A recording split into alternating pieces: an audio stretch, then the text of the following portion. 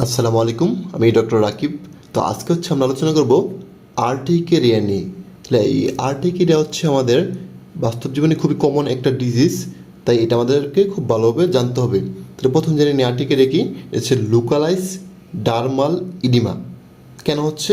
Due to increase capillary permeability, অর্থাৎ এখানে capillary permeability বাড়ার কারণে ব্লাড ভেসেল থেকে কি হয়, পারমিবিলিটি বেড়ে যায় এবং সেগুলো আমাদের ডার্মিস অর্থাৎ সাবকিউটেনাস টিস্যু বা স্কিনের নিচে এসে জমা হয় এবং ডেভেলপ করে ইডিমা। এবং এই ডার্মিসের নিচে যে ইডিমা হয় সেটা কেন বলি এনজিও ইডিমা। এখন এনজিও ইডিমা কেন হচ্ছে আমরা যদি প্যাথোফিজিওলজি একটু দেখি, যে এটা আমাদের মাস্ট সেল। এখন এই মাস্ট সেল যদি কোনো কারণে ডিগ্রেনুলেটেড হয় তখন সেখান থেকে কী হয়, বিভিন্ন ইনফ্লামেটরি অর্থাৎ ইমিউন সেলগুলো অ্যাক্টিভেট হয়, তখন এই মাস্ট সেলকে কী করে, তারা অ্যাক্টিভেট করে এবং ডিগ্রেড করার ফলে এই মাস্ট সেল থেকে কী হয়, কিছু ইমিউনো মেডিয়েটরস রিলিজ হয়, যেমন হিস্টামিন, তারপর প্রোস্টাগ্ল্যান্ডিনস, লিকোটিনস। এই জিনিসগুলো কী করে, এরা ভাস্কুলার পারমাবিলিটি ক্যাপিলারি পারমাবিলিটিটা বাড়ায় দেয়, ফলে ব্লাড ভেসেল থেকে কী করে পানি বেড়ে চলে আসে এবং জমায় কোথায়, স্কিনের নিচে অর্থাৎ ডার্মিসে। এই জন্য এই কন্ডিশনে কেন বলতেছি এনজিও ইডিমা। তাহলে এনজিও ইডিমা কেন হচ্ছে?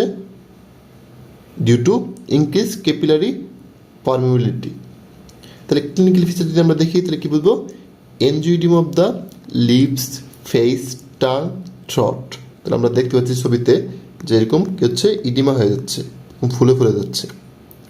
এছাড়াও খুব রেয়ারলি কিছু ফিচার্স দেখা যায়, যেমন হুইজিং, অ্যাবডোমিনাল পেইন, হেডেক এবং ইভেন অ্যানাফাইল্যাক্সিস। এগুলো খুবই রেয়ারলি, আমরা সাধারণত পাই না।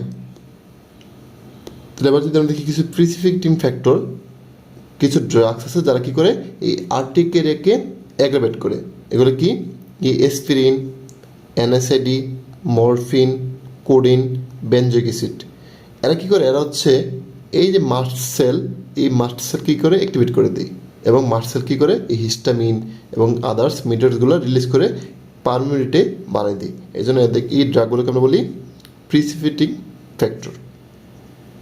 এবার আর্টিকেরিয়ার কজ কী কী আছে?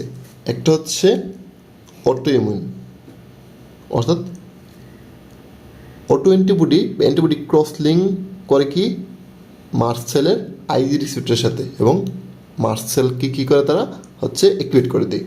তারপর কিছু অ্যালার্জেন, তারপর কন্ট্যাক্ট অ্যালার্জেন, তারপর কিছু ড্রাগ আমরা উপরে দেখে আসছি।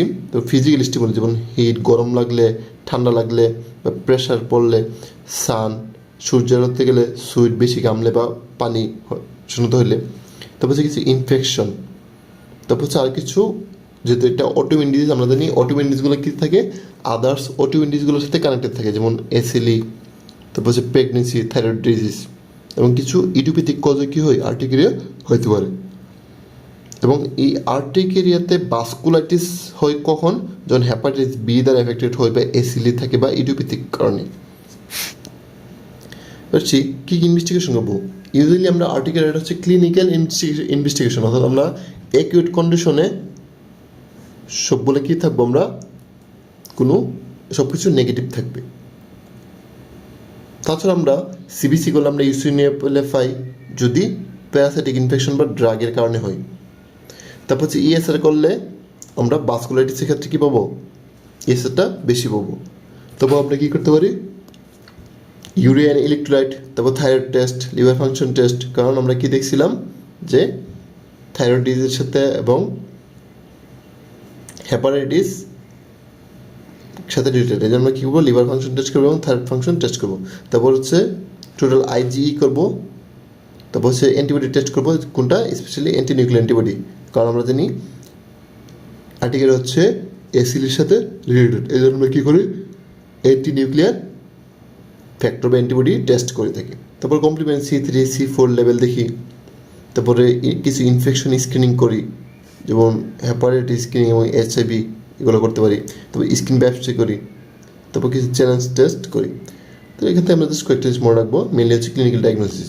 তারপর ট্রিটমেন্ট ম্যানেজমেন্ট কি, নন সিডেটিভ অ্যান্টিহিস্টামিন, অর্থাৎ ফেক্সোফেনাডিন বা সেট্রেডিজিন। আর কি দেবো আমরা, মন্টেলুকাস্ট। তাহলে আমরা মনে রাখতে হবে যে আর্টিকেরিয়ার ক্ষেত্রে আমরা দেই নন সিডেটিভ অ্যান্টিহিস্টামিন, আর এক্সিমার ক্ষেত্রে দিই আমরা সিডেটিভ অ্যান্টিহিস্টামিন।